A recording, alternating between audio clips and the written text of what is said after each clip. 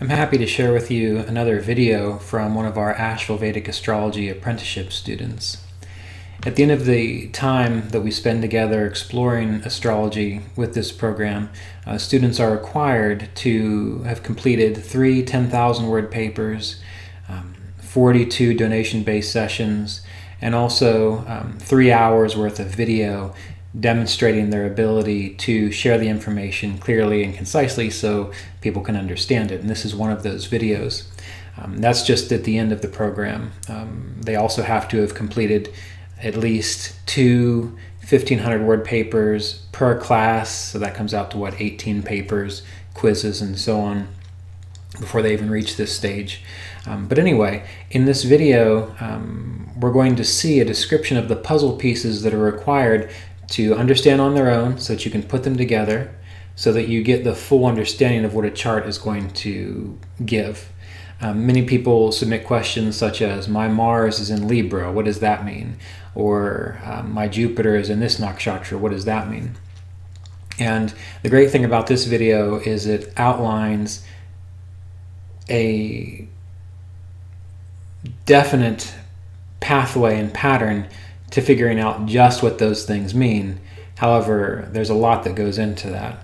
For example, looking at Avashtas, Shadbala, the signs a planet is in, the annihilation or support of a house, the Vargas, the placements of Rahu and Ketu, all of this goes into proper assessment of each planet. And you have to go through all those steps in order to fully know what a planet's going to do. And so in this video, we're going to see that process in the sense of outlining what the steps, what the puzzle pieces are that fit together to give the information. Now, it's only a 38-minute video, so you want to take some notes and probably do some studying on your own. Or, of course, if you're interested in exploring the Asheville Vedic Astrology apprenticeship program, you can learn it from the bare bones and build it all the way up and know exactly what you're supposed to do. But this is a wonderful video, and our student here uses J.K. Rowling's chart towards the end to help tie together many of the principles that she's outlining. So this is a wonderful introductory video about what goes into reading a birth chart, and hopefully it'll give you some food for thought. And if you're interested in the Asheville Vedic Astrology apprenticeship program, it's currently a 2-year program, and it's self-directed, offered through Teachable. I'll put a link to it at the bottom of this video. I believe it's vedic-astrology.teachable.com, where you can see the full curriculum, all the classes, and all the downloadable courses that are available there for you to participate in. Also, there's mention of Kala Vedic Astrology software. You can get that. It's a wonderful tool. I've used it for the past 20 years now at least. I recommend all of my students use it. I'll put a link at the bottom of this video as well in case you need an astrological software program to get you started. Okay, so enjoy, look forward to your feedback, and be well. Hi everyone, and I'm here to present you a video which is part of my final year of training in Vedic Astrology through the Asheville Astrological Apprenticeship Program. This video is about this idea of approaching a birth chart as putting together a puzzle. A birth chart is about the life of an individual, and the life of an individual is very complex. So, how can we extract from the birth chart all this specific, useful information? Well, here, what I'll try to do is to give you an overview of the very basic foundational elements that make up a birth chart, what we would call its puzzle pieces. This birth chart here that we are going to use as an example has been calculated by a commercial software, Kala, using date, time, and place of birth of Joanne Rowling, a very successful British author and philanthropist. She's best known for writing the Harry Potter fantasy series, but she has written other very successful books too. Well, this chart has a great complexity, as all birth charts do. because life is complex.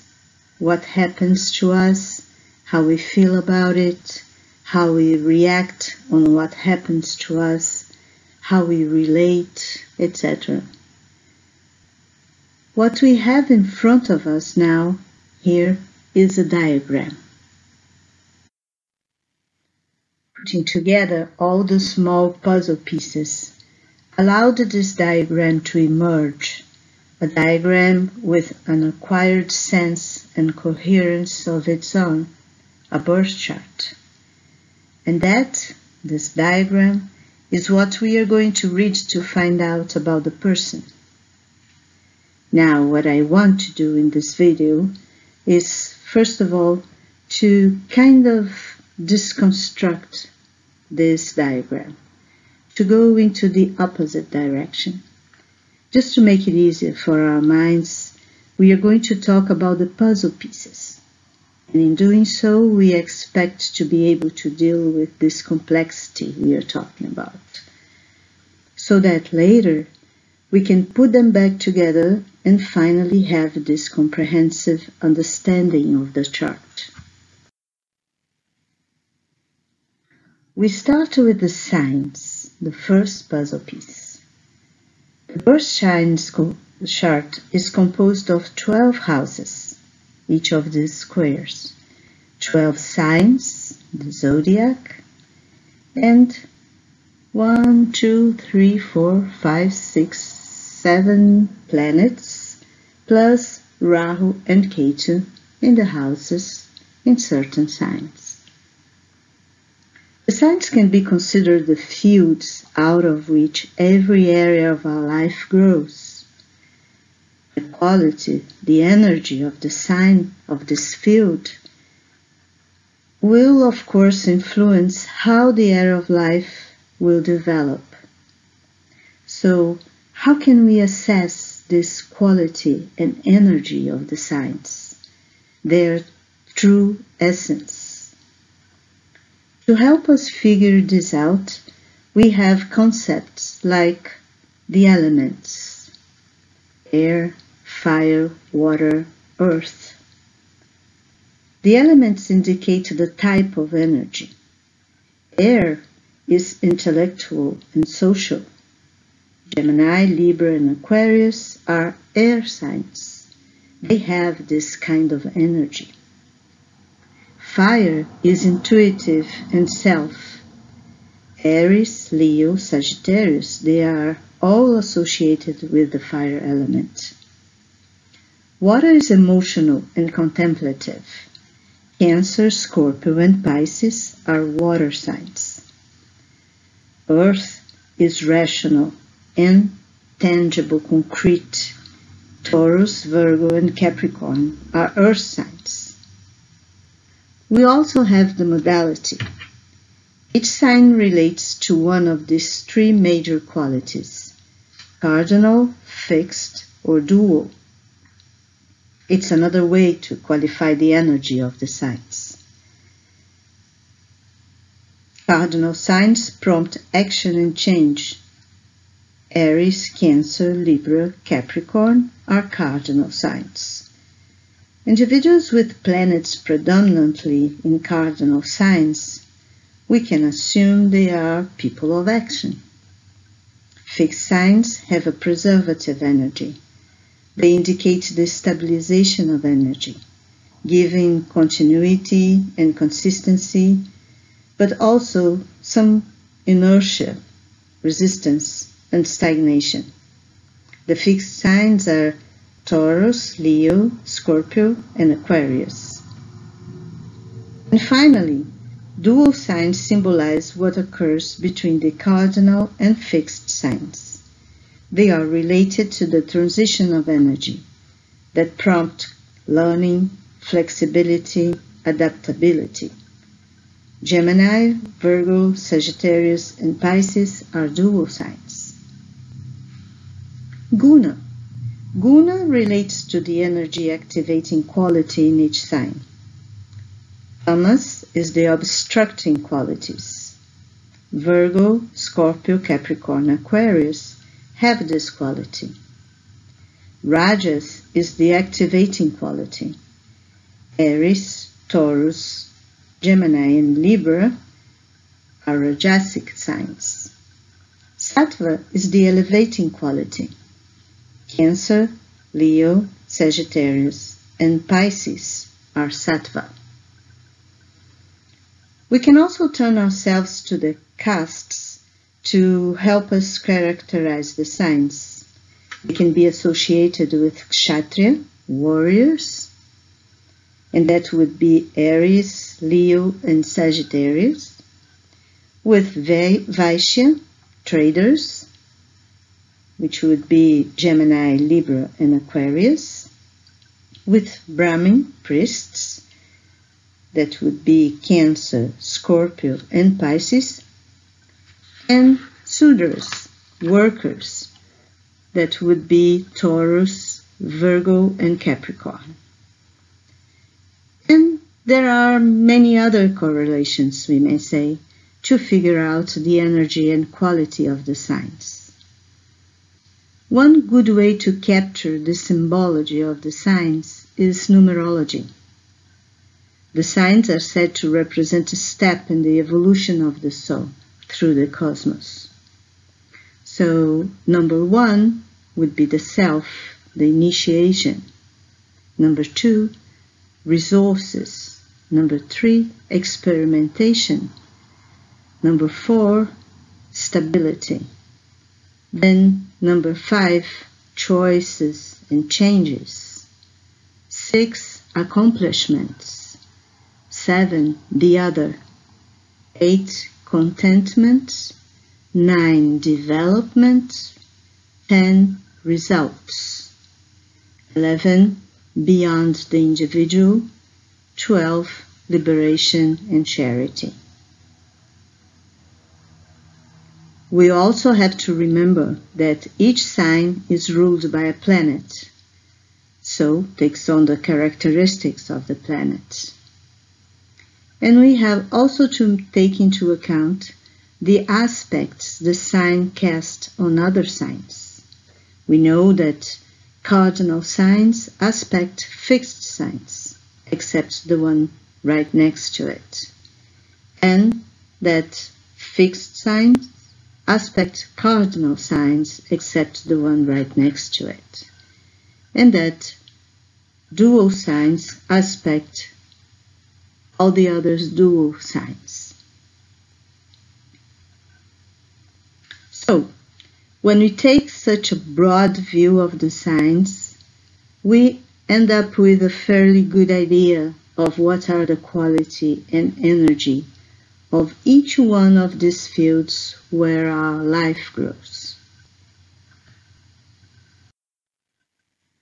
After evaluating the field, we now look at the areas of life, the houses, in search of what would be the experience. The houses, they are normally counted from the ascendant, and the 12 houses delineate the different domains of life and our potentials within them. So, the list of attributes for each house is quite extensive. But in a first approach, the house generally follows the analogy of the signs. So, the first house, like the first sign, Aries, shows the body, one's sense of self, the life path. The second house, like the second sign, Taurus, relates to gathering and holding of personal and material resources. The third house, like the third sign, Gemini, governs curiosity and research. And it goes on.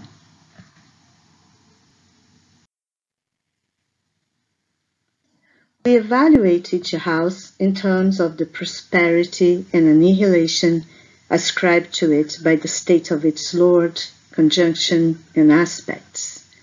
Normally we ask these questions if the house is conjunct or aspected by a benefic for prosperity, if the house lord is in an adult state, if it is awake, or if it is in adolescent state, or if it is placed in the 10th house. if the Lord is aspecting its own house, if Mercury and or Jupiter, manifesting planets, are aspecting the house.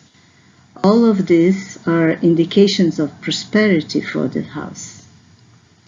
For the annihilation, we may ask if the house is not aspected by its Lord, if it is conjunct or aspected by a malefic, if the house Lord is with a cruel malefic planet, or if the Lord is with an evil house Lord, or defeated in planetary war, or still in a node or a dead state, or asleep. All that adds to annihilation of the house. We can also we also take into account the type of house, if it is an angle, a trine, or a neutral house, an artha, kama, dharma, or moksha house. Their nature, as the sthanas, upachayas, or maraka houses. The house lordship, their karaka planets. And we can also look at the vargas. There's a lot here too to research for the interpretation of the chart. Then we have the planets, essential puzzle pieces. They are placed in certain houses, in certain signs, with other planets or not, interacting and really coloring the person's actual experience. Planets represent many things, and these things they represent can change according to where they're placed. In which varga, in which house. For example, in the D1, the sun in the first house represents the body, the personality, the health. Placed in the second house, it represents the intelligence about maintaining wealth. In the third house, the sun is about intelligent use and consistency of skills, and it goes on. Planets can be benefics or malefics, indicating an easy or more difficult experience. They can be auspicious or inauspicious, according to their house rulership. Planets can have different dignities. They can give different results depending on the conjunctions they participate. So we have to take into consideration all this qualitative information before going to further calculations to figure out what the planets are really telling us in the chart. One very basic quantitative information we need on the planets is their strength. Shadbala shows the inherent strength of a planet, which is not the auspicious strength. Shadbala is calculated in Kala and takes into account 6 sources of strength. Sthanabala, positional strength, Digbala, directional strength, Kalabala, time strength, Chestabala, motional strength, Naisargika Bala, natural strength, and Rikbala, spectral strength. The planet that is stronger in Shadbala represents one's mental tendency, what is deeply grooved in one's consciousness, so it can give great insights into one's character. And even each one of the balas that make up Shadbala can give further information about how the person uses or not that strength.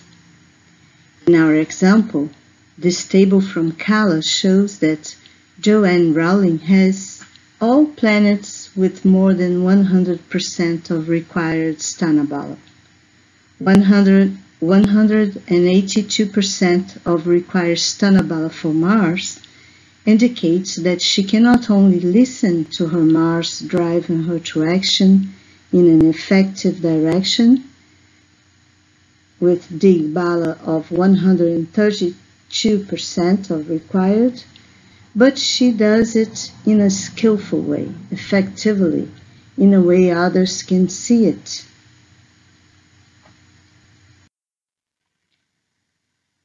Another very important tool we have to use regarding planets is Legetaria Vashta. Legetaria Vashta enables us to accurately assess the ability of the planets to produce what they represent in a person's life as promised by the birth chart.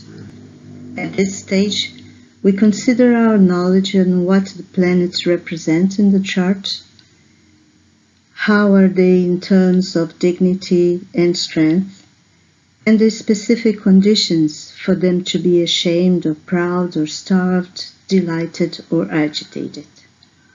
These conditions are, to be ashamed, the planet has to be in the 5th house and conjunct Sun, Saturn or Mars, or joining Rahu or Ketu and conjunct Sun, Saturn or Mars in any house. To be proud, the planet has to be in an exaltation sign or Mula Trikona. To be starved or thirsty, the planet has to be in an enemy sign or joined conjunct by an enemy or aspected by an enemy or joined conjunct by Saturn. If this happens in a water sign, we say it's thirsty. Thirsty is a condition less detrimental than starved. The planet can still produce. To be delighted, the planet has to be in a friend sign or conjunct to join the friend, excluding Saturn, or aspected by a natural friend, or joined conjunct with Jupiter. And finally, to be agitated, the condition is that the planet is joined by the Sun or aspected by an enemy planet that is also a cruel planet. And then,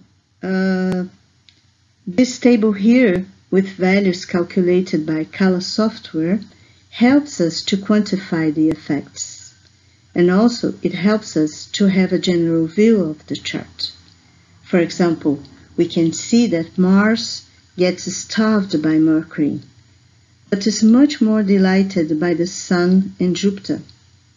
So it ends up with much more Shadbala points than it had started with. So from this point forward, we start to better understand the effects of one planet upon another and to extend that to the other parameters, houses, signs, everything we have already researched, so that we start to build an interpretation of the chart, making the connection of the qualitative analysis with the quantitative one.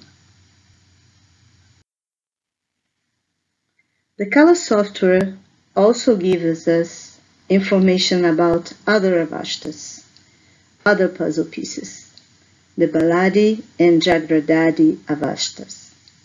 These avashtas are another way to add information on the state of the planets, to qualify how impactful will a planet be in the chart. Valadia Vashta show us the state of karmic fruition of a planet. For a particular karma indicated by that planet, we can ask, is it a new developing karma, Bala, Kumara? If it is Bala, infant state, we can consider it giving only 1/4 of the effects indicated by that planet. If it is Kumara, adolescent, it's just half of the effects. Is it a fully expressive karma, Yuva, adult? Or is it an old, Vrida? Or even an obsolete karma, Mrita? Jagradadi Vashta shows us how much impact will a planet have on another planet it influences through Legetaria Vashta. Planets that or Jagrat, awake, are said to have full impact if engaged in a Legetaria Vashta. Half impact if it is Svapna, sleepy, and little or no impact if the planet is asleep, Shushupti. And that will help us to further evaluate the effects given by the Legetaria Vashta.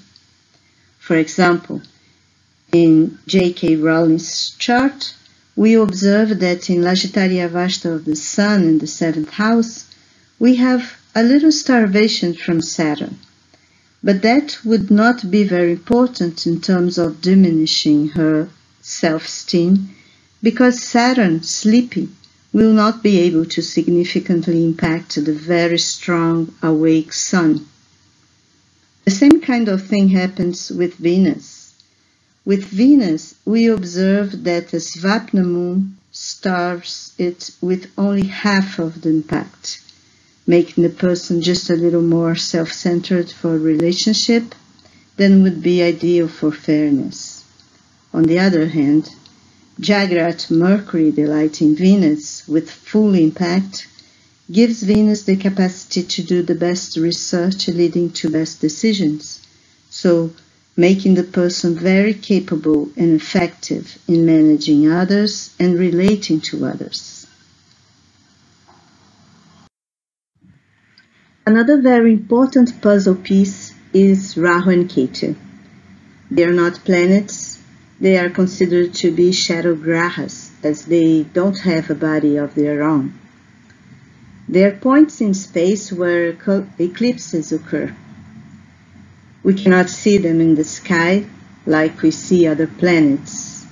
And because they don't have a body, they have to work through a body.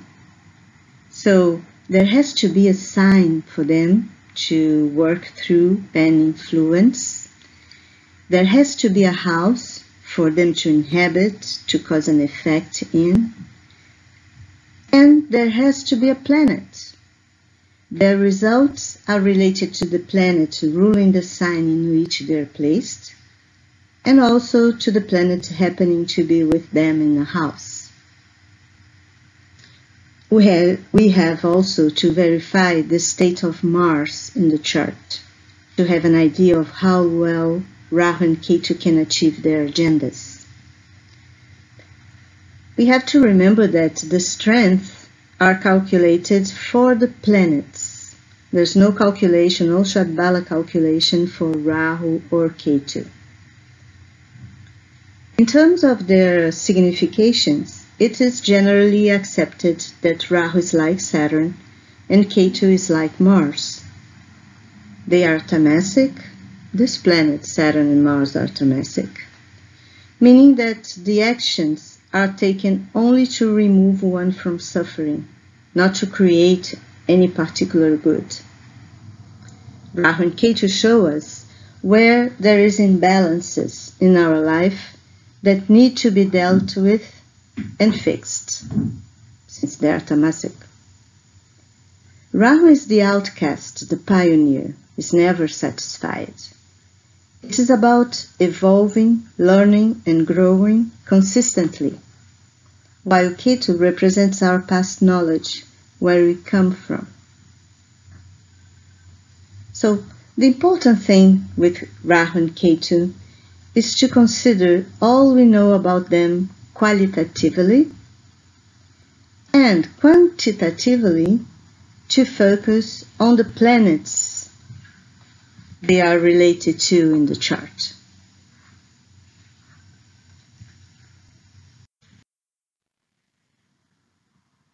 Another very fundamental puzzle piece we need to interpret the chart are the yogas, the combinations that the planets form. Yogas are combinations of planets and signs, planets with planets, planets in houses, and planets to sensitive mathematical points. There are many types of yogas. Yogas related to inspiration, Dharma yogas, Artha yogas related to wealth, Kama related to enjoyment, and Moksha yogas related to freedom, to spirituality. There are also yogas for knowledge, for wisdom, yogas for long life, yogas of difficulty, yogas for passion, aggressive, egotistical yogas, many types. And so yogas are a very important source of information. In our example chart, there are some important, very auspicious yogas. Rahu as Raja Yoga Karaka in a trine, aspected by the first and fourth lords, produces rise and success.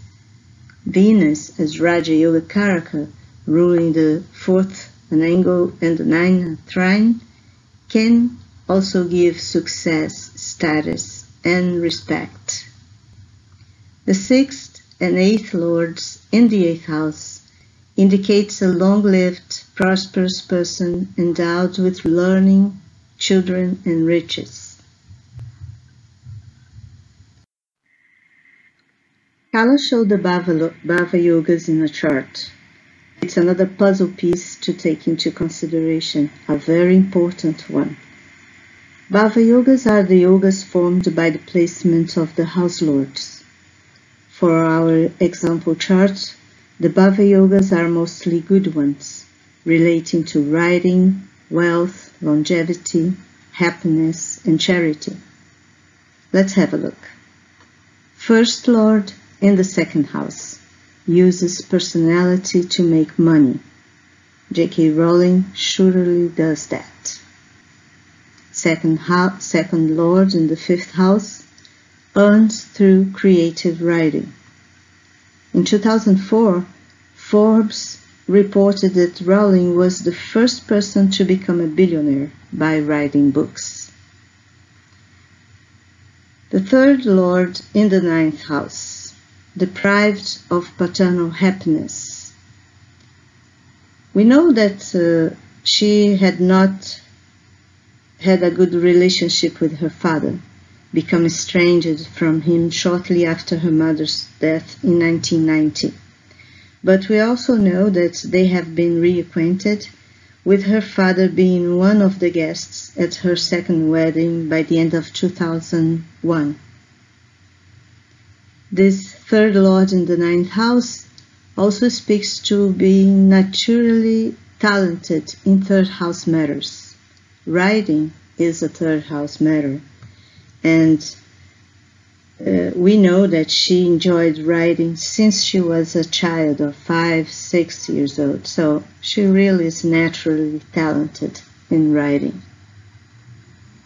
The fourth lord in the eighth house share emotions in a powerful way. Her success indicates that. And death of mother. Yes, her mother died when she was 25 years old. The fifth lord in the eighth house enjoys fantasy. We must say that an important part of her writings involves fantasy. Prone to miscarriage. She had a miscarriage in 1992 when she was 27 years old. Sixth lord in the eighth house, excellent research skills. Indeed, she does a lot of research for her books. For example, she has recently mentioned that because she was writing a crime series set in the present day with a fictional female detective of an age to be interested in and affected by issues related to transgender people. Because of that, she met trans people, she read books, blogs, and articles by trans people. She met gender specialists, psychologists, social workers, and doctors, followed the discourse online and in traditional media. So a lot of research just for this character alone, for the new book. The seventh lord in the seventh house, endowed with marital happiness.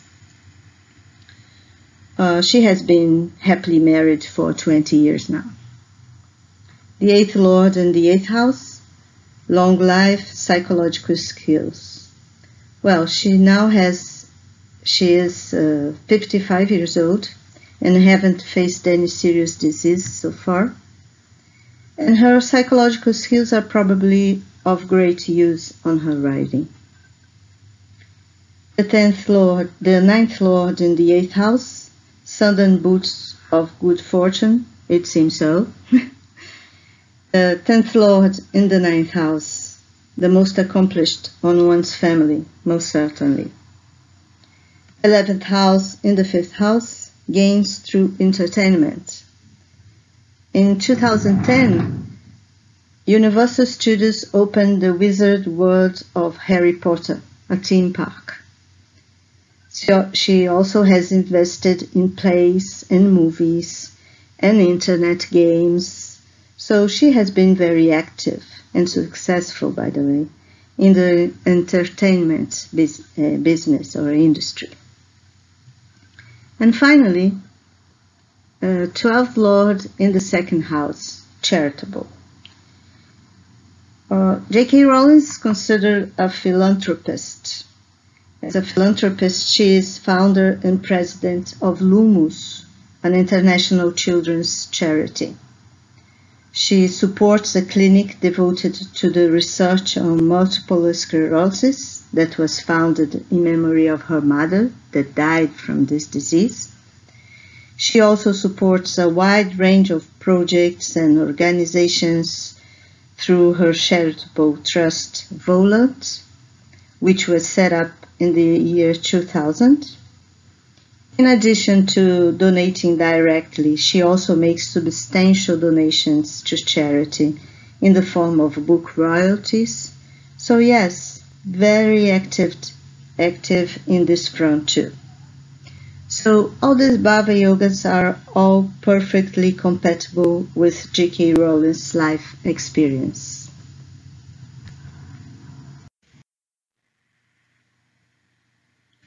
Core Yogas are another group of yogas that can give a lot of information for interpreting a chart, helping us to find confluence with the rest of the chart.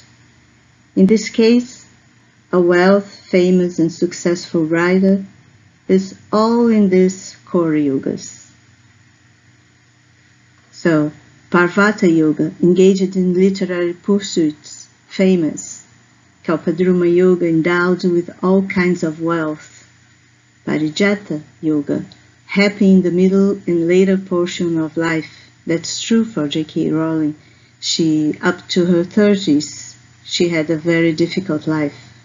It's just after that age that her faith changed for the better. Brahma Yoga, capacity for good deeds. Sunafa Yoga, fame, self-earned wealth. Elephant Yoga, rise, success and wealth. Treasure of 16, bereft of disease, happy, wealthy. Tambur Yoga, fame. So, information from core yogas, which by the way are given by Kala, allows for many confluence with other of our puzzle pieces. So it's very important.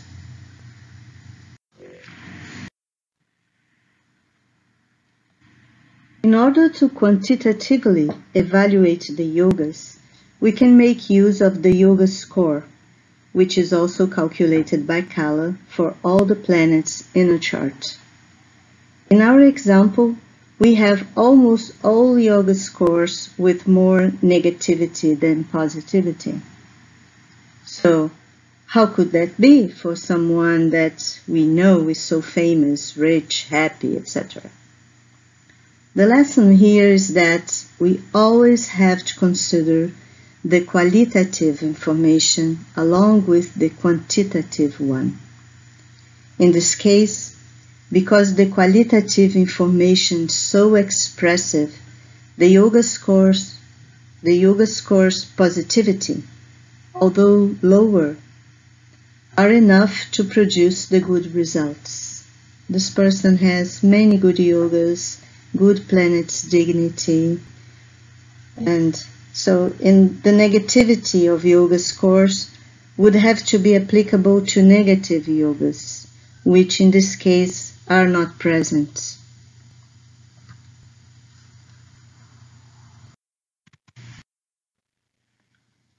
Now, to conclude, we have the puzzle assembled. The birth chart can be interpreted. When we put the puzzle pieces together, we are able to highlight some of the main features of our example chart.